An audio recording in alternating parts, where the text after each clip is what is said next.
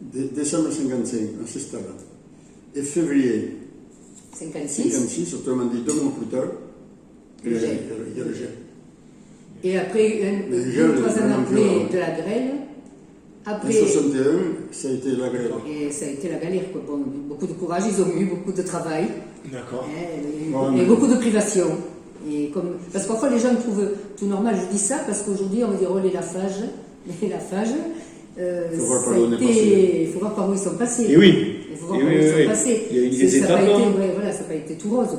Mais Jean-Marc, au départ, quand il a pris la propriété, bon, nous on avait quand même mis un peu nos économies, on s'était porté garant, et tout. Alors quand il a voulu d'abord, bon, il avait raison, parce qu'il a voulu qu'on refasse les sols de la cave.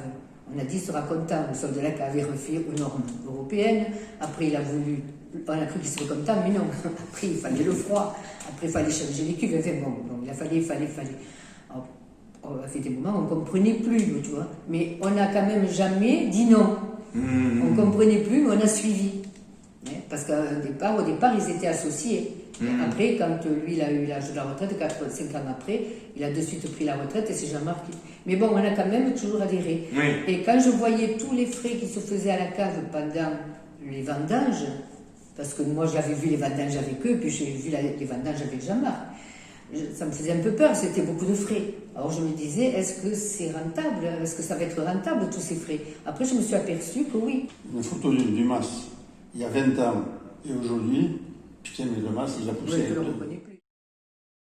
Bon, on va dire que notre histoire elle commence sur les bancs de la faculté d'œnologie, là où on s'est rencontrés. Voilà, c'était le début d'une aventure qui allait durer pas mal d'années.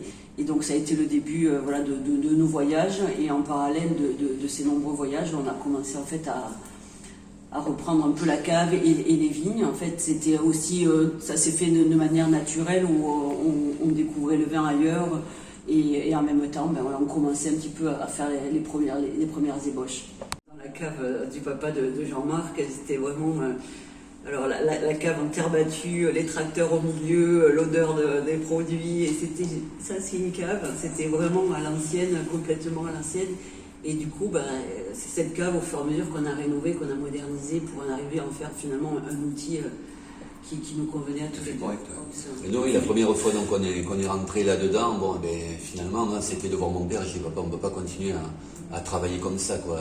Moi, si je reviens, mais on fait l'effort de faire quelque chose de propre.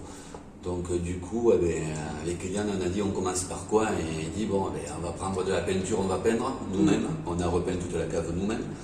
On va faire une dalle béton, on va mettre de l'eau et de la lumière. Et puis ensuite, évidemment, il manquait de la cuverie, il manquait une réception, et donc on a tout mis en place cette même année pour avoir un petit peu de froid, une belle réception, un beau pressort pneumatique en inox, alors que tout était en ferraille, rouillé et autres. Et donc pour nous, rien que ces machines-là qui brillaient, on savait qu'on était gagnants. On ne savait pas trop comment, mais on allait être gagnants. Voilà. Et puis beaucoup de travaux manuels. Beaucoup de travaux manuels, beaucoup à la pioche, beaucoup à la pelle, le marc tombait par terre, les rafles tombaient par terre, tout tombait par terre. Il fallait le reprendre une fois, 2 fois, l'envoyer dans les bennes pour vraiment... parce qu'on ne voulait pas acheter la machine qui enlève ces mêmes rafles parce qu'elle coûtait cher et on préférait le faire à la main, ça coûtait moins cher.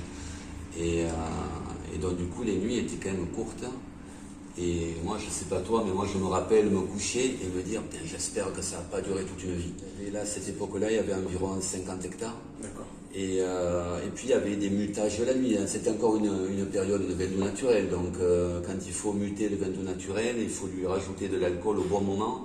Et là, on se partageait, un coup Eliane, un coup moi, et un coup on se levait à 1h du matin, un coup à 4h, un coup... Mais c'était démentiel, quoi. Il y avait une présence énorme.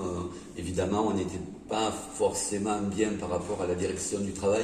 On travaillait un nombre d'heures incalculable. On se fatiguait, parfois on tombait d'une échelle, parfois... Mais bon, c'était bon. En mise en bouteille, c'était 10 hectos de vin qu'on avait emmené chez quelqu'un qui avait une tireuse manuelle. Donc c'était vraiment rempli à la main, bouché avec une boucheuse manuelle.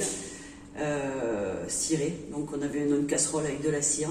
Et c'était vraiment, tout était manuel. Alors, on faisait du raffia qu'on avait autour des bouteilles avec sa maman. Le caveau était dans la cave, les bureaux étaient dans un vieil appartement de mon père, l'appartement qui était un studio plutôt qu'un appartement, que je partageais à l'époque avec Véronique.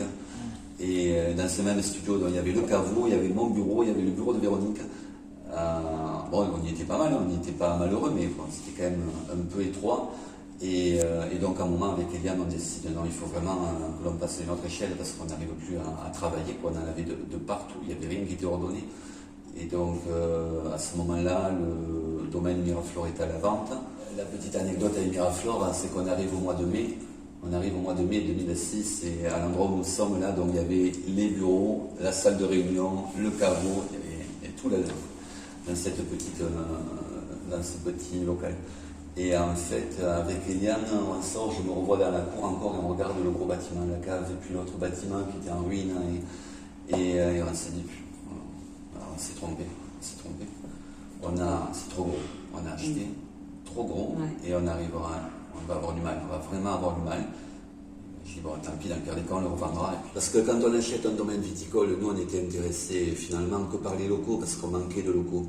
Mais il fallait reprendre 20 ou 30 hectares de plus avec Miraflore, des vignes qui n'étaient pas en très bon état. Donc il fallait refaire le vignoble. Donc l'année d'après, on a refait le vignoble, et puis on a refait le bâtiment, et puis petit à petit. Mais au départ, le premier jour, on dit, ouf, c'était peut-être un peu ambitieux de notre part. Donc on faisait venir des camions, les camions mettaient un tiré-bouché. Et puis derrière, on avait notre toute petite machine qui donnait genre 1000 bouteilles avec 4 personnes autour de la machine. Et donc on reprenait les pallbox et on mettait une étiquette différente pour le marché américain, pour le marché.